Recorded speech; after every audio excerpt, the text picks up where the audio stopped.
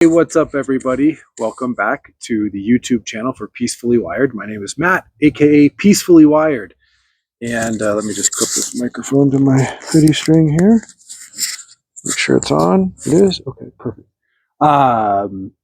Yeah, so today I wanted to do a video about pain. Pain free versus free from pain. What's the difference, right? And how does it relate to OCD and OCD recovery? Before I go any further, please like and subscribe, comment down below. Let me know what you think about this content. Is there anything in particular you would like me to dive into? And I will make a video about it or series of videos, depending on what that might be. Also, if you would like coaching, one-on-one coaching with me, please email me. Actually, if you just want to message me or put in the comments that you would like coaching, and then if you want to give me your email, or if you want to follow me on TikTok or Instagram and direct message me on those platforms, I can show you what one-to-one coaching with me would be like.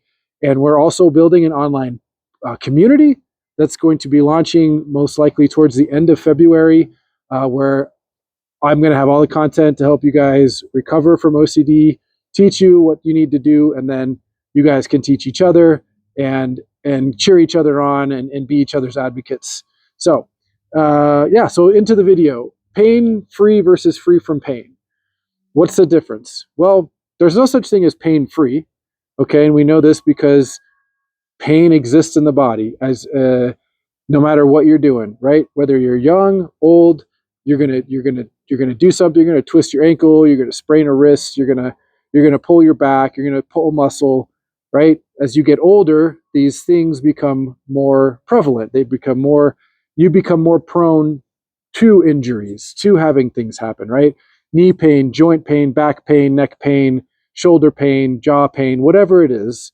The older you get, the more pain you're going to be in. Now, are there steps you can take to minimize your pain and the pain that you experience? Of course, exercising is a big one. Core work, lifting weights, heavy weights, walking, just anything active will definitely help you be more free from pain than maybe someone who doesn't exercise or doesn't take care of themselves. Your diet can have a role in it. And if you're consuming a lot of alcohol and drug usage, I mean, there's a possibility you're opening yourself up for more pain in the future. But the other reason why we know there's no such thing as pain-free is because you could take all of the pharmaceutical drugs that you want, and essentially they will never make your pain go away. They subside the pain for stretches of time, but then what ends up happening is that the pain comes back and breaks through, right? If you know anything about the opioid epidemic that started with OxyContin,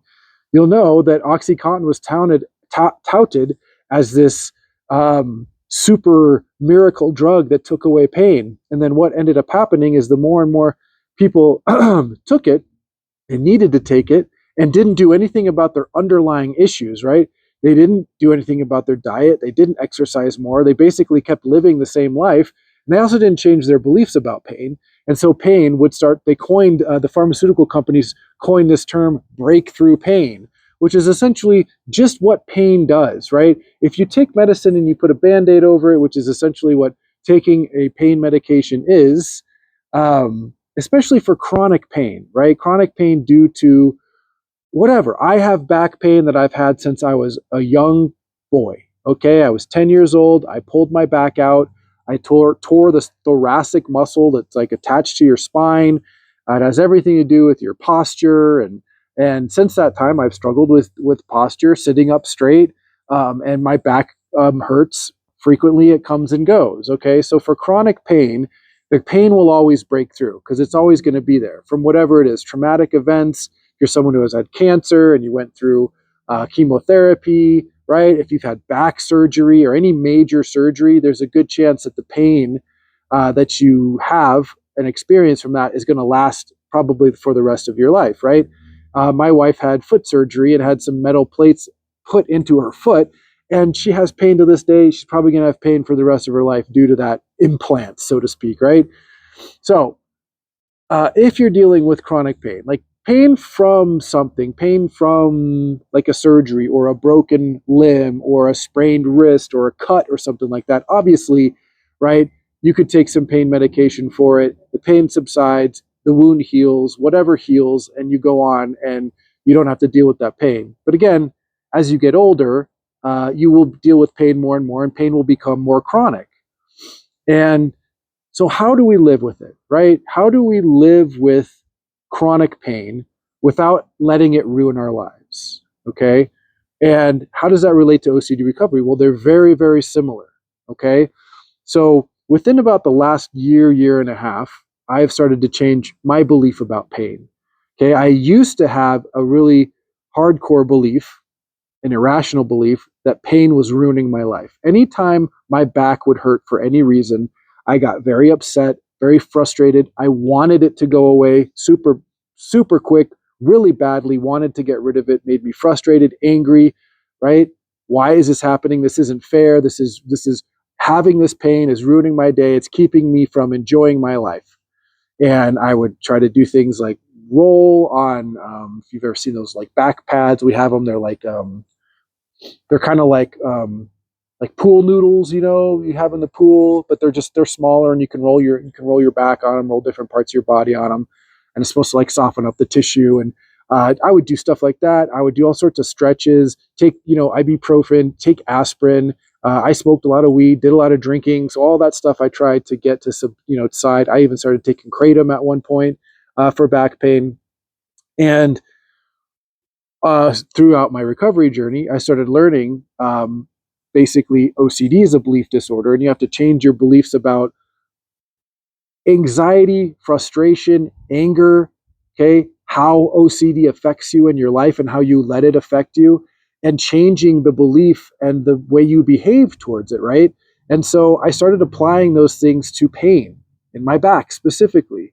And I started learning to let the pain be there, sit with the pain, not try to get rid of it, and definitely not let it bother me to the point to where I was showing outwardly that I was uncomfortable, shifting around a lot, right? Um, Outwardly, venting, confessing to my wife, my back really hurts, right? Even showing myself like, oh, doing all that kind of stuff. I cut all of those things out. And what I started to notice is when I started changing my belief and my behavior about the way that pain was affecting me, the less it bothered me, right? And it's totally runs directly parallel with OCD recovery.